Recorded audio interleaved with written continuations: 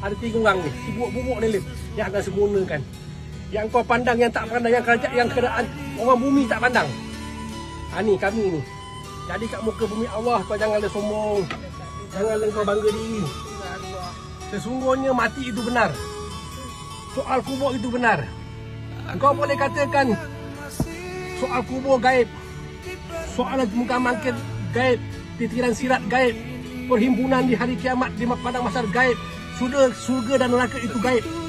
Adakah mati ini gaib?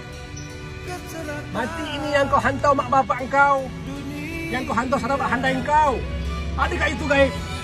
Satu masa kau akan dibenam di sini. Persoalannya apa yang kau siapkan? Apa yang kau sedang persiapkan untuk masuk sini? Kau kumpul duit buat bangun 4-5 tingkat, kau boleh diami lebih kurang 10 tahun, 20 tahun, 50 tahun. Tapi di sini ratus tahun, 1000 tahun kau akan tidur. Ni bilik ni 14 inci je bilik ni.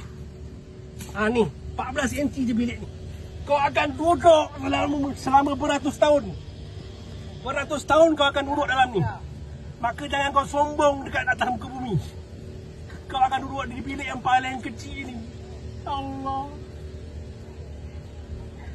Sama-sama kita renungkan sahabat. Sama-sama kita ambil iktibar.